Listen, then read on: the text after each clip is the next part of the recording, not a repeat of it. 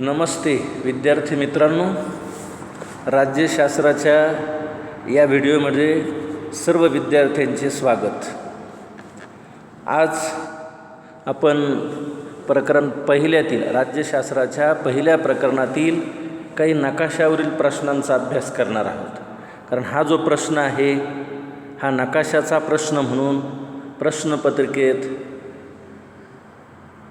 प्रश्न क्रमांक 2मध्ये जो ब आहे असणार आहे त्यामध्ये 5 गुणांसाठी येत असतो किंवा त्यात बदलही होऊ शकतो अजून. म्हणून आपण हा प्रश्न कोठे येईल त्यापेक्षा प्रश्नपत्रिकेत असेल हे लक्षात राहू द्या.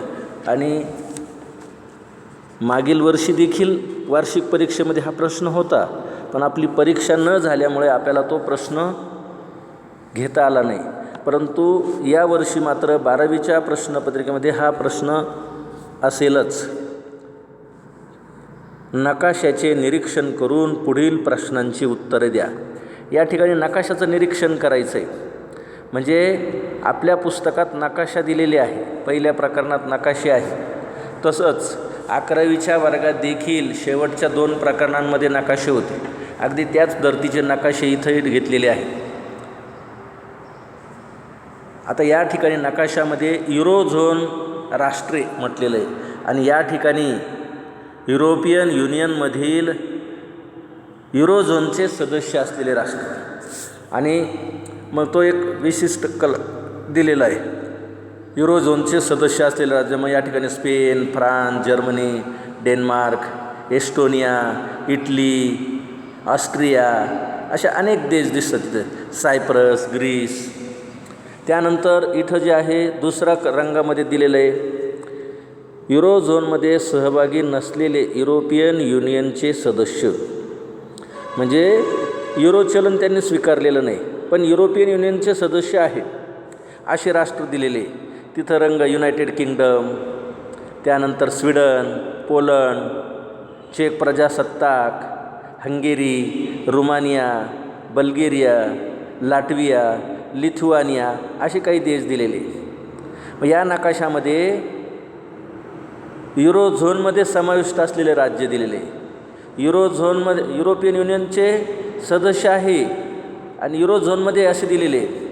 युरोझोनमध्ये नाही आणि युरोपियन युनियनमध्ये नाही असे देखील राज्य दिलेले, पण त्यांची काही नावं दिलेली दिसत नाही. आता इथं प्रश्न घ्यायचा आहे आपल्याला. याच्यावर काय प्रश्न आहे त्याच्यावरच आधारित आहे.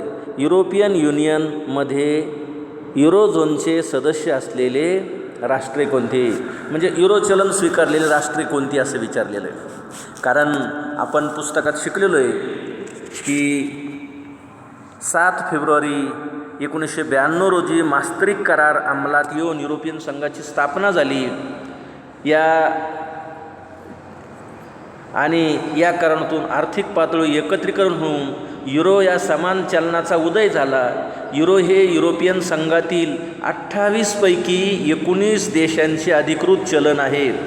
या देशांना एकत्रितपणे युरोझोन म्हणून ओळखले जातं आहे असं आपण शिकलेलं आहे. म्हणून युरोझोनमधील राष्ट्रे म्हणजे 28 राष्ट्र जे आहे ते कशात समाविष्ट आहे, संघात, युरोपियन संघात. पण त्यापैकी युरो हे चलन किती जणांनी स्वीकारलेलं आहे, 19 देशांनी.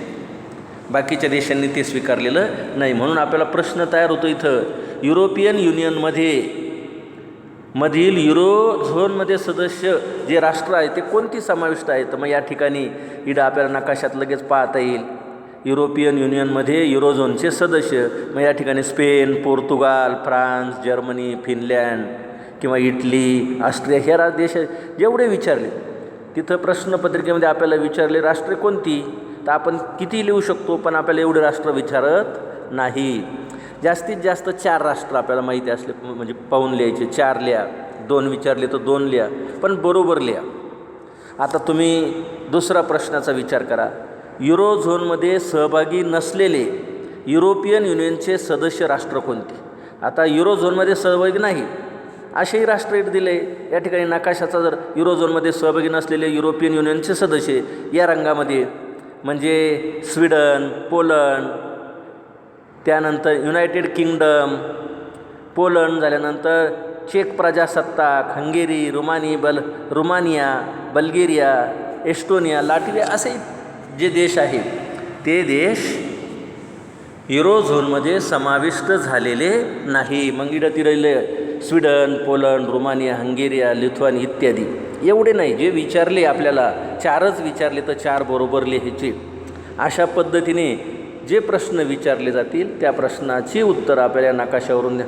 आता इथं असाही प्रश्न तयार होऊ शकतो, युरोझोनमध्ये किंवा युरोपियन युनियनमध्ये समाविष्ट नसले युरोप खंडातील राष्ट्र, आता इथं नावं दिलेली नाही तरी आपल्याला ही राष्ट्र माहीत असली पाहिजे, त्यांचे स्थान माहीत असलं पाहिजे. परीक्षेला आपल्याला पुढच्या नकाशाकडे जाऊ आपण. पुढचा नकाशा जे आहे नकाशाचे निरीक्षण करून पुढील प्रश्नांची उत्तरे लिहा. शेंगेन क्षेत्र, याचा शेंगेन क्षेत्राचा नकाशा दिलेला आहे. हा शेंगेन क्षेत्राचा नकाशा आहे. या ठिकाणी आपण नकाशा जर पाहिला, शेंगेन प्रदेशाची निर्मिती हे युरोपियन संघाची सगळ्यात मोठी कामगिरी आहे असं आपण शिकलेलो आहे. शेंगेन करार हा 1985 साली केला हे देखील आपल्याला माहिती आहे. या करारामुळे युरोपातील जे शेंगेन सदस्य बनले त्या देशातील अंतर्गत सीमारेषा नष्ट करण्यात आल्या. सीमारेषा या एका देशातून दुसऱ्या देशात सहज जाता यायला लागलं. म्हणजे या युरोपातील फ्रान्स, जर्मनी, बेल्जियम, लक्झेंबर्ग आणि नेदरलँड या 5 युरोपियन देशांनी या करारावर स्वाक्षऱ्या केलेल्या आहे. हे आपण शिकलेलो आहे.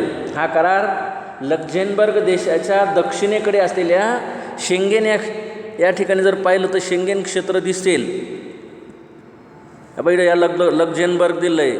या लक्झेंबर्ग देशाच्या दक्षिणेकडे असलेल्या शेंगेन खेड्यामध्ये हा करार झाला. या ठिकाणी हा करार दिलेला आहे. लक्झेंबर्ग देशाच्या दक्षिणेकडे असलेल्या शेंगेन या खेडेगावात हा करार झाला आणि म्हणून शेंगेन व्हिसा म्हणून युरोपमध्ये सर्वत्र वापरला जाणारा हा विषय आहे. शेंगेन प्रदेशांतर्गत कोणत्याही देशात या देशातून त्या देशात सहज जाता येते. या प्रदेशात न केवळ युरोपियन संघाचे सदस्य किंवा व्यापारी किंवा पर्यटक देखील एका प्रदेशातून दुसऱ्या देशात सहज जाऊ शकतात.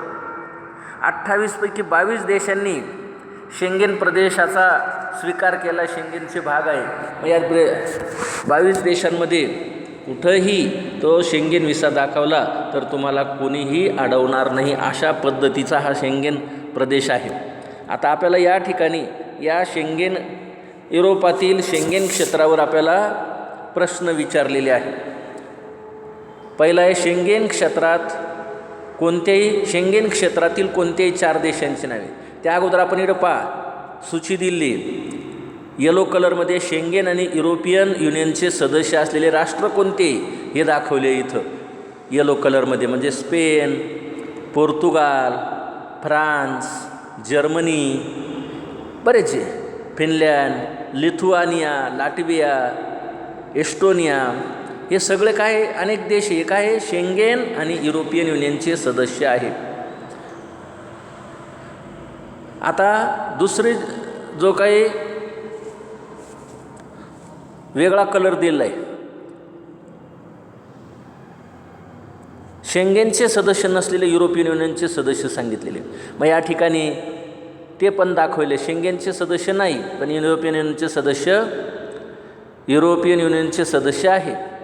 इथं Finland, United kingdom, Belarus, Ukraine, Serbia असे अनेक देश आहेत. त्यानंतर युरोपियन युनियनचे सदस्य नसलेले पण शेंगेन सदस्य असलेले इकडे दिले पहा.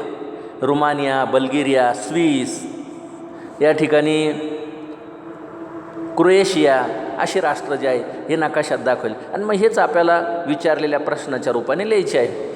जसे प्रश्न विचारले जातील तसं आपल्याला नकाशा तोच आहे. जो पहिला आपण नकाशा पाहिला त्यावरच. मग आता इकडं शेंगेन क्षेत्रातील कोणत्याही 4 देशांची नावे लिहा. शेंगेन क्षेत्रातील कोणत्याही 4 देशांची नावे आपल्याला सहज लिहिता येतील इकडं नकाशाकडे पाहून. सगळे काही लिहायची गरज नाही. कोणत्याही 4 देशांची नावे लिहा. इकडं लिहिले स्पेन, फ्रान्स, जर्मनी, इटली. या बघ इकडं स्पेन, फ्रान्स, जर्मनी, इटली दिसतो. पण आपल्याला त्याही पुढं जाता येईल, पाहता येईल आहे का नाही. इतरही देशांची नावं लिहिता येईल. त्याच्यानंतर दुसरा प्रश्न आहे युरोपियन महासंघाचे सदस्य नसलेल्या मात्र शेंगेन क्षेत्रात असलेल्या कोणत्याही 2 देशांची नावे लिहा. युरोपियन महासंघात नाही, परंतु शेंगेन क्षेत्राचे सदस्य. मग आता या ठिकाणी दिले पहा, युरोपियन महासंघात नाही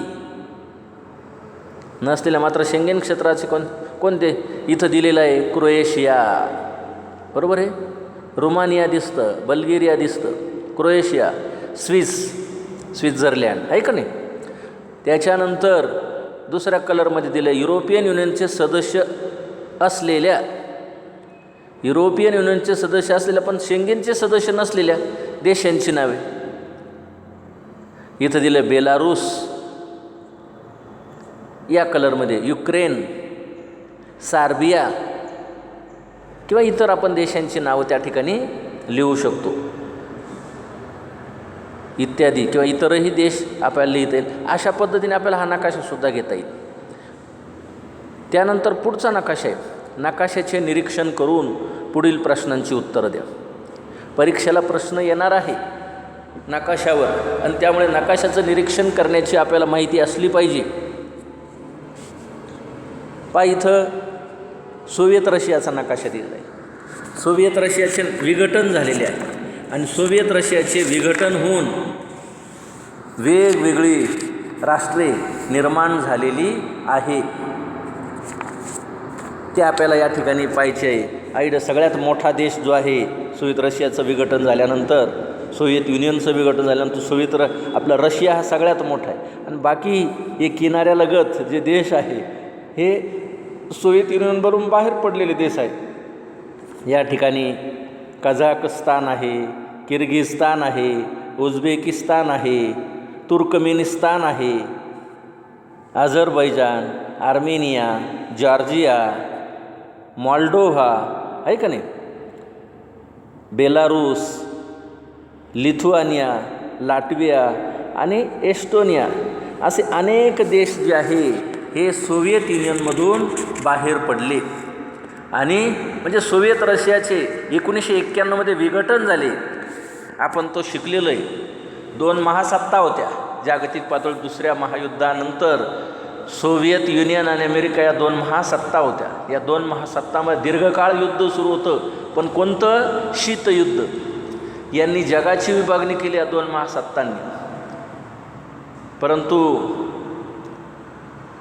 1989मध्ये बर्लिनची भिंत पडली आणि सोव्हिएत युनियनच्या विघटनाला सुरुवात झाली. 1991मध्ये प्रत्यक्ष सोव्हिएत युनियनचं विघटन झालं आणि त्यामुळे सोव्हिएत रशियाच्या विघटनातून अनेक नवीन राष्ट्रे उदयास आली. आपण ते पाहिले. त्यामध्ये इथं नकाशात दिसतं पहा, Armenia, Moldova, Estonia, Latvia, Lithuania, Georgia, Azerbaijan, Tajikistan, Kyrgyzstan, Belarus, Turkmenistan, Uzbekistan, Ukraine, Kazakhstan आणि रशिया अशी अनेक राष्ट्रे बाहेर पडली. ती राष्ट्रे आहे या ठिकाणी दाखवली नकाशामध्ये. आता यावर आधारित सुद्धा आपल्याला प्रश्न घेता येईल.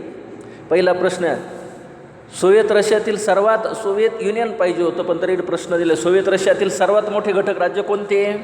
तर रशिया हे सगळ्यात मोठं घटक राज्य आहे. पहा, याचं विभाजन झालं. सगळ्यात मोठं कोण दिसतं? रशिया सगळ्यात मोठं. त्याच्यानंतर दुसरा प्रश्न दिलेला आहे, सोव्हिएत रशियातील पूर्वेकडील घटक राज्य कोणतं? आता हा सगळा पूर्वेकडचा भाग आहे. एका बाजूला रशिया गेला, पण मग दुसरे राज्य कोणते?